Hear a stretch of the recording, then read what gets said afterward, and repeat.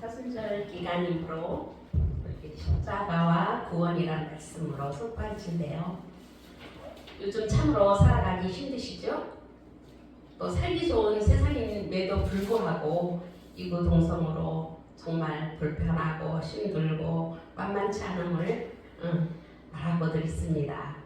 불교 용어를 잠깐 빌리면 세상을 고해와 같은 곳이라고 말을 해요. 고난과 고생이 바다처럼 펼쳐진 곳이라는 뜻이랍니다.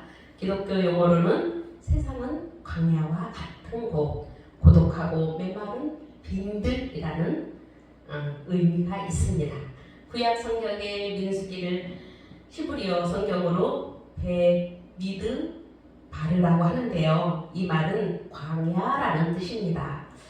이스라엘 백성들은 하나님이 약속한 젖과 꿀이 흐르는 기름진 땅, 약속의 땅을 향하여 가는데 편안히 간 것이 아니라 힘들게 갔습니다. 여러분들도 너무 잘 아시죠? 그러나 하나님의 보호하심 속에 구름 기둥과 불 기둥으로 인도하셨고 메마른 사막을 지나고 거친 광야를 지나갔습니다. 오늘 우리가 살아가는 이 세상이 바로 이러한 광야와 같은 고심을 느끼지 않을 수가 없습니다. 구약에서는 이스라엘의 영적 지도자 모세가 광야를 경험을 했고요. 신약에서는 예수님의 선구자였던 세례 요한이 광야를 경험했습니다. 오늘 우리도 광야를 경험하고 있습니다. 광야와 같은 세상에서의 삶은 하나님을 믿는 사람이나 믿지 않는 사람이나 같을 것 같아요. 큰 차이가 없을 것 같아요. 예수를 믿는다고 세상의 환경이 갑자기 다 바뀌는 것은 아닙니다.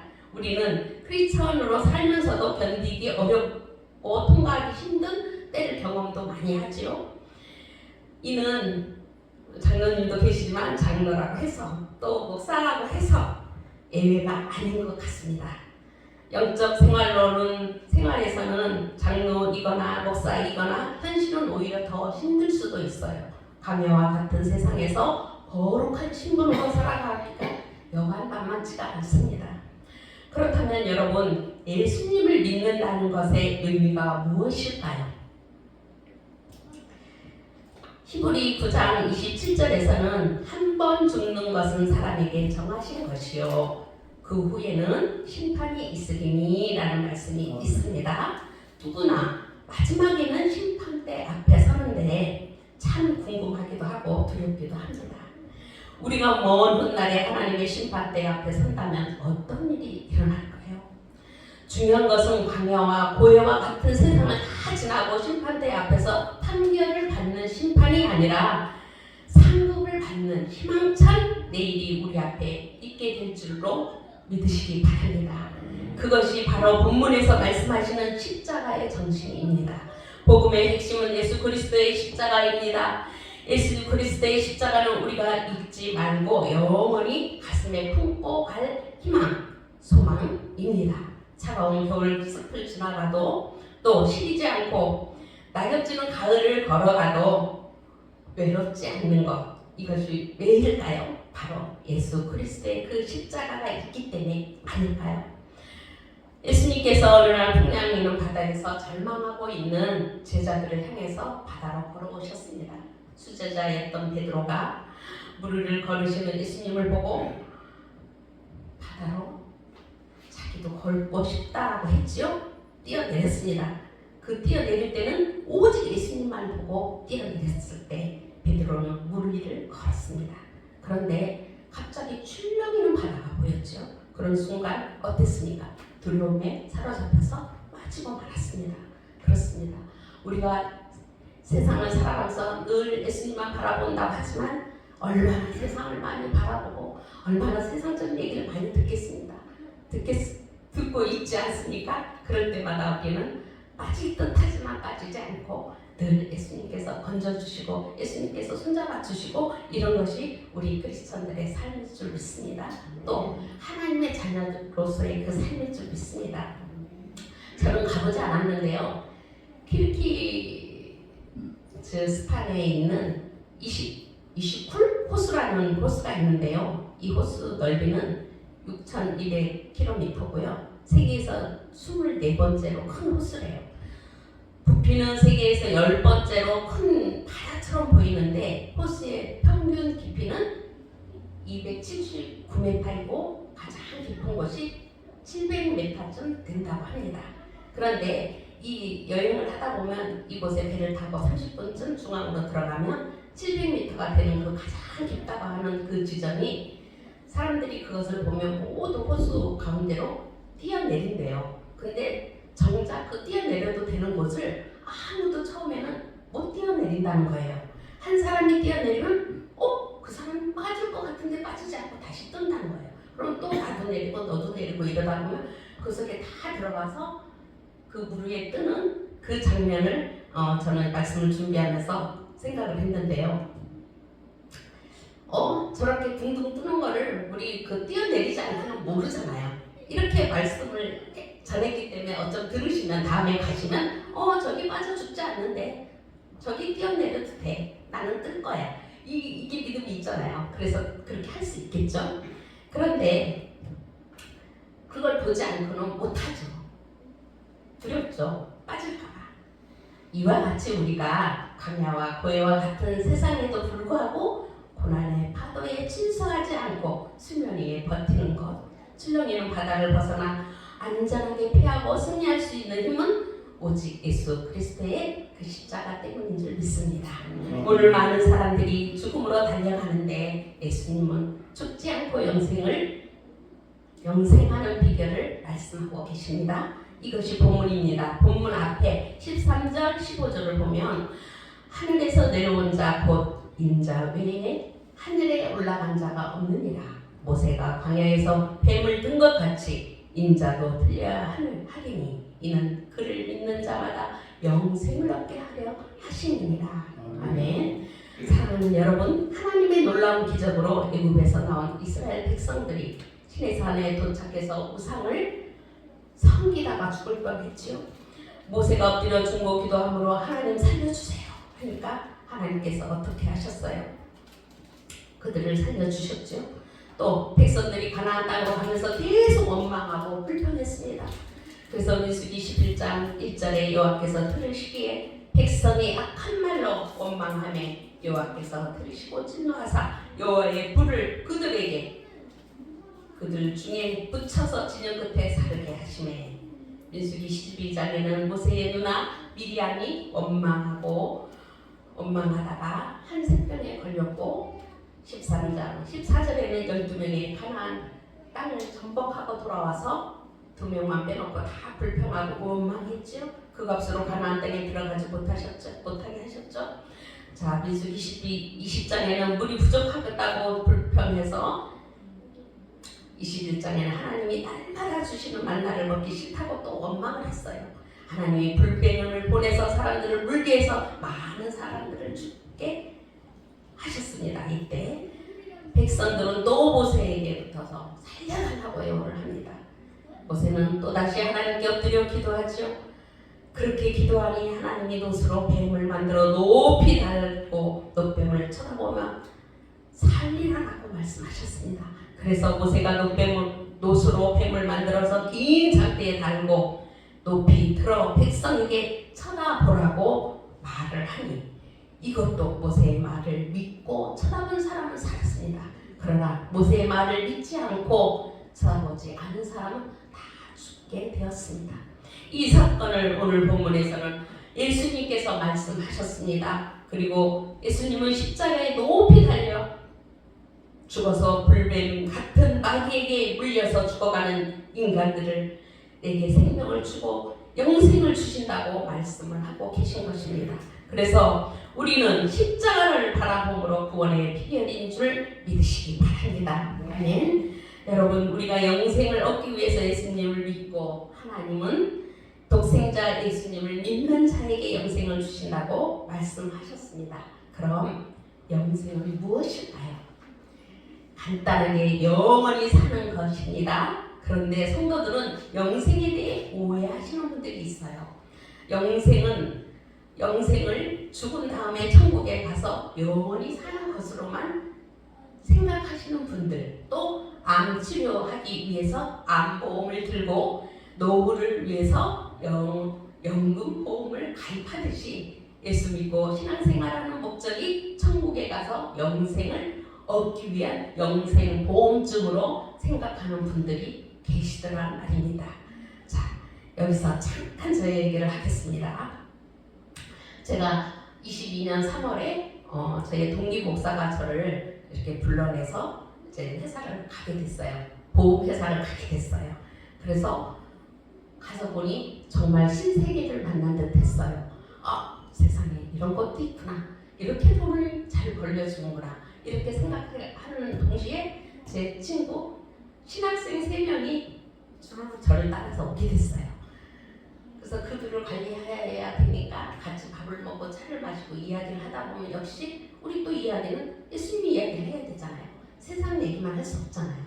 만나면 기도하고 또 대화 말씀을 나누다가 한 번은 한 후배가 이런 말을 하는 거예요. 선배님, 아니 여기 보험회사 와보니까 이 보험이 복음이야? 이러는 거예요. 복음이래요. 그래서 너무 깜짝 놀라서 그게 무슨 소리야? 아니 모르는 사람한테 가르쳐 주니까 복음 같은 존재라는 거예요. 거기서 제가 딱 얘기했습니다. 절대 그런 말 하지 마. 구분을 져야지. 어디다 갖다 예수님을 갖다 대? 보험이 어떻게 복음이야? 그건 아니야. 아니라라고 딱 단호하게 얘기했습니다. 왜? 봤잖아요. 아니잖아요. 그렇게 생각하다 못해 신학을 공부했다라는 신학생도 그렇게 말을 하더라는 거예요. 그건 아니라고 해서 어쩌면 그 얘기는 속으로 저를 미움을 받았겠죠. 자기만 목사야 뭐 이렇게 했겠죠. 자기도 나와서 세상에서 돈을 벌면서 저렇게 말해. 그렇지만 아닌 건 아닌 것입니다. 또 이렇게 지원자님들이 믿는 사람 안 믿는 사람이 있을 때 이상한 거 뭐 주기도문으로 우리를 표현을 하고 그거 끝나면 화면이 딱 바뀌는 거 뭐 불교 용어로 뭐 그런 거. 그럴 때 저 진짜 한지 얼마 안 됐는데 아니에요. 저건 아니에요. 30-40명 있는 데서 제가 그랬어요. 그게 저도 모르게 나오더라고요. 너무 감사한 일이죠. 자랑은 아닙니다. 이렇듯이 그것은 절대 아닙니다. 다시 잘 정리하셔야 합니다. 영생은 천국에 가서 영원히 산다는 말도 맞지만 예수님이 영생에 대해서 말씀하신 부분을 잘 살펴보면요. 뒤에 요한복음 17장 3절에 영생은 곧 유일하신 참 하나님과 그가 보내신 자 예수 그리스도를 아는 것이라고 말씀하고 있습니다. 이 부분을 좀 이해하셔야 합니다. 유일하신 참 하나님과 예수님을 아는 것이 영생.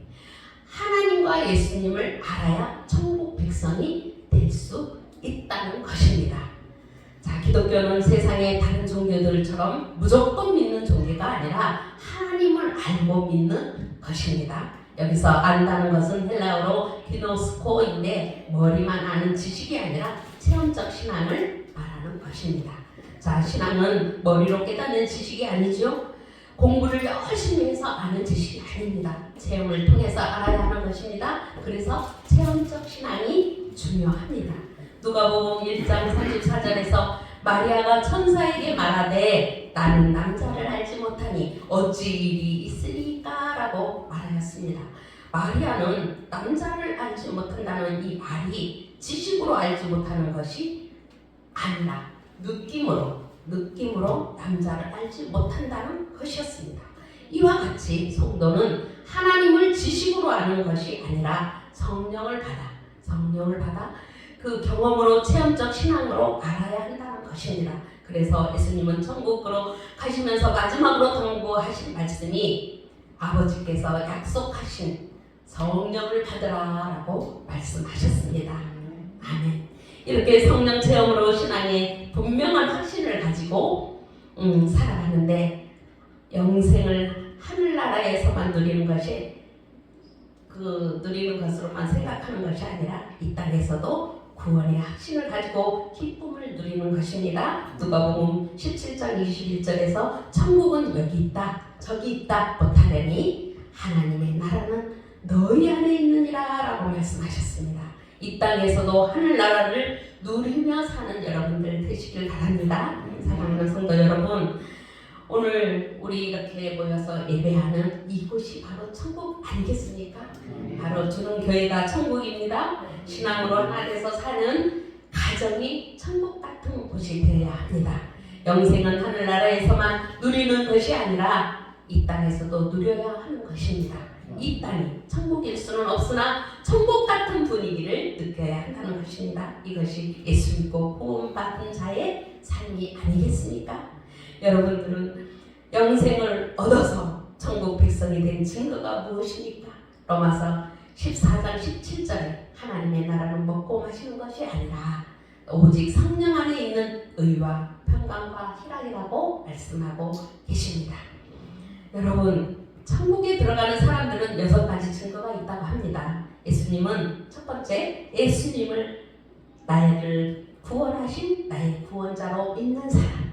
두 번째는 성령의 열매를 맺으면서 예수님을 닮아가는 사람. 세 번째는 하나님 말씀을 순종하면서 살아가는 사람. 아유, 저 여기 걸립니다. 네 번째, 하나님께 죽도록 헌신하고 충성하는 사람. 다섯 번째, 예수님을 믿다가 박해를 받아도 잘 견뎌내는 사람. 또 여섯 번째, 끝으로 천국에 가기를 간절히 사모하는 사람이라고 합니다. 그럼 영생은 어떻게 얻는 것일까요? 예수님께서 하신 말씀을 봅니다. 14절, 15절을 다시 봅니다. 모세가 광야에서 뱀을 든 것 같이 인자도 들려야 하리니 이는 그를 믿는 자마다 영생을 얻게 하려 하심이니라. 16절, 이는 그를 믿는 자마다 영생을 얻게 하려 하심이라. 17절, 믿는 자는 심판을 받지 아니하는 것이요. 공통점이 무엇입니까? 반복해서 나오는 용어가 믿는 자입니다. 이 본문에서 예수님을 믿으면 영생을 얻는다고 말씀하셨지 않습니까? 여기서 믿는다라는 뜻은 헬라어로 피스토이스라고 합니다.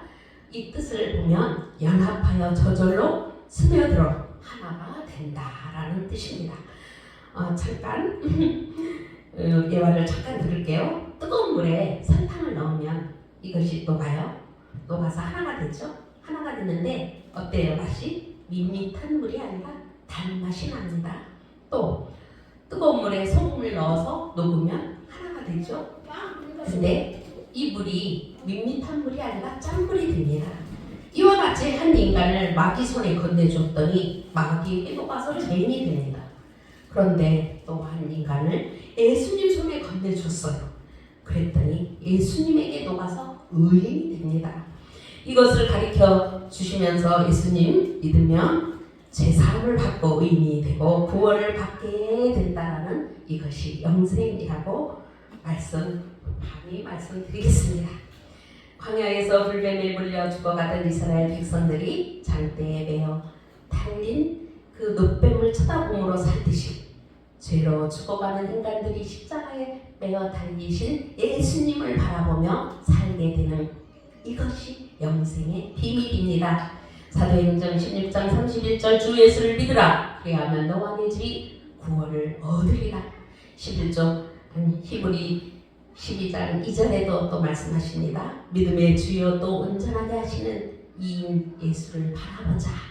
그는 그 앞에 있는 기쁨을 위하여 십자가를 삼으셔 부끄러움을 개의치 아니하시더니 하나님 보좌 우편에 앉으셨느니라. 아멘. 아멘. 여러분 다시 한번 본문 16절을 다 같이 읽읍시다. 하나님이 세상을 이처럼 사랑하사 독생자를 주셨으니 이는 그를 믿는 자마다 멸망하지 않고 영생을 얻게 하려 하십니다.